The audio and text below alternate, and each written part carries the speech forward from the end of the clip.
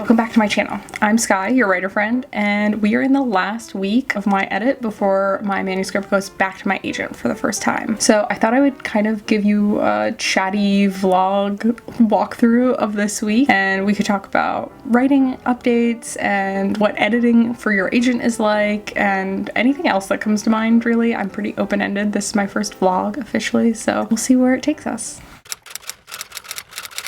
Wait, hold on. So updates so far, I only have a handful of changes left. I have been through the manuscript a bunch of times since I made the initial edits from my agent. There are little things here and there that still need to be fixed, but I really feel confident that this is a much stronger manuscript than what my agent initially read and offered on, which is exciting. My hope is to finish those changes, and then I would like to do one more read through just to tighten it up and make things make sense. And I want to do a quick search through for filler words because there are several new scenes. There's an entire new chapter where I deleted a chapter and just wrote a completely new chapter. Those probably have filler words because I checked for that before I queried, obviously. But as you write, new filler words appear and you need to be aware of them. And then I'm going to do my final check, which is a listen through, which is not something that I see a lot of people do, and I would highly recommend doing this as your final check for a read through, where you can have Word or Google Docs or whatever you use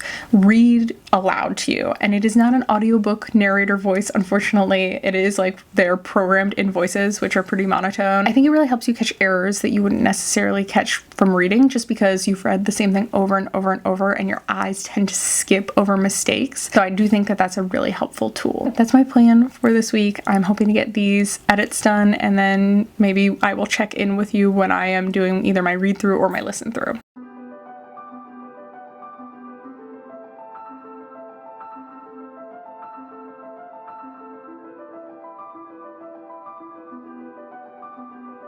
Hey, I am about to start in on my filler. Oh my god. I am officially done with my edit, and now I'm going through and I am checking for filler words.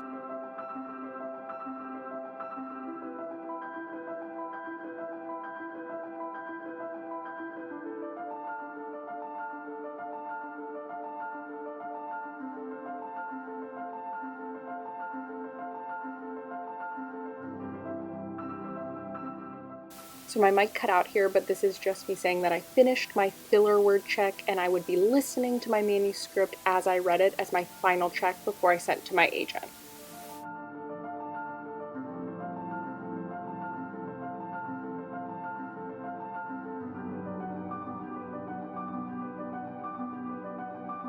So I am almost done. I'm in the finale right now, but I wanted to take a break and talk to you guys because I just think it's amazing that this is draft, I think, 15 for me. I have worked on this book for so long. I originally wrote it in February 2022, so we're almost at 3 years of me working on this book on and off, and I still get emotional at the finale.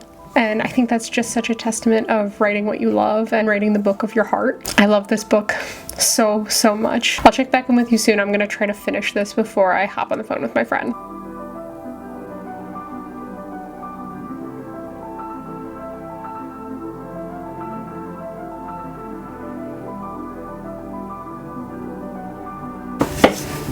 We did it! It's done! I sent off the edits to my agent. I'm so excited about it. I'm a little nervous about it because this is the first time I have ever sent edits back to an agent. I really love the way the story took shape based off of the notes that I received from my agent, and I feel like the story is so much stronger than when I queried. Now that it's with her, I am going to take a few days to relax, reset, maybe just do some reading rather than writing.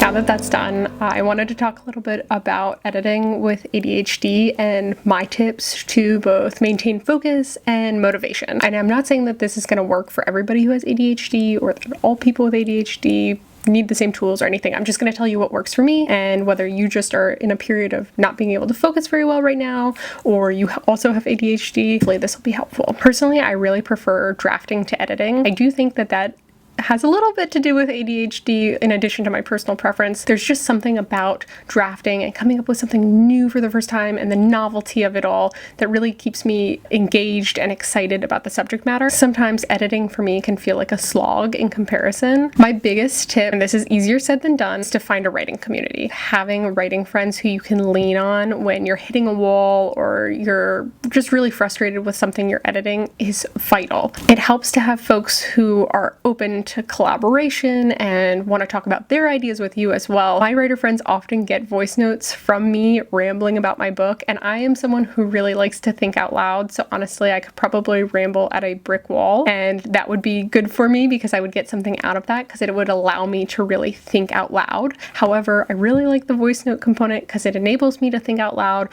while also then brainstorming with my friend and getting feedback and their input. Similarly, I think body doubling is very helpful. That's a different way of leaning on community. My favorite way to do this is to do like a Zoom call or a Google Meet or whatever, FaceTime, and you and your writer friend can set up writing sprints or editing sprints, and that way you know that they are also working, and that will keep you motivated to focus for the amount of time you're doing. So I tend to like to do hour-long sprints. That enables me to really lock in and get into the zone. What we do is we meet, we chat for a little while, then we typically do like an hour-long sprint, and then we come back and we talk about any issues that we faced or just how the experience was, and then we hit it again. So that's super helpful to me. If you don't have somebody to do that with, or you know you want body doubling more than just what your friends are able to give you, I also highly recommend YouTube. If you don't get distracted by the internet, I really like Pomodoro timers or Write With Me videos. They help me feel like somebody is working with me at the same time as me, and for whatever reason, like that really works for me. Just the motivation of working side by side with someone, whether it's in real life, on these Zooms, or YouTube.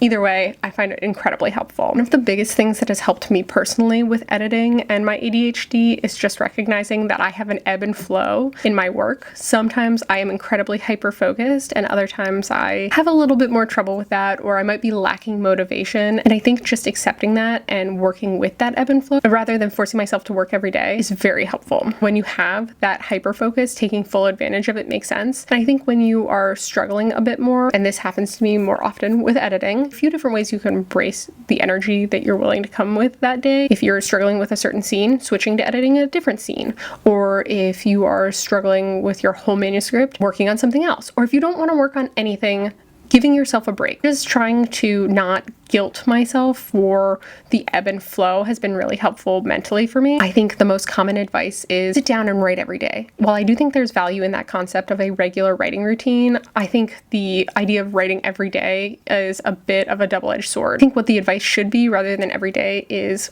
on a regular schedule that works for you. Don't let yourself feel guilty if maybe you're lacking motivation to work on something, or you're just incredibly frustrated and you need to step away, whether you have ADHD or not. I think working within your own natural workflow is what is going to help you the most, no matter what you're working on. Another thing that I find really helpful is setting my workspace up. I really like to have multiple beverages set up so I don't get up and move while I'm trying to focus on editing. I really like to plug my phone in across the room or put it on Do Not Disturb so I don't have the opportunity to get distracted by a text that I really need to answer, and then I hop on Instagram and then an hour's gone by and I'm not working. Just minimizing the distractions if you can in your physical workspace is incredibly helpful. And then the last piece of advice, if you are also a goal-oriented person, I definitely am, while editing, really like to set small goals, like I am going to edit this scene, I am going to edit X amount of words, I am going to edit this chapter, whatever it might be. I like to set small goals that are very accomplishable for me in a short period of time, so I feel like I am making progress, rather than saying, oh, I need to edit this whole manuscript and hitting a wall and feeling like it's a slog and getting very frustrated. And so sometimes it's just a little bit of a mindset thing.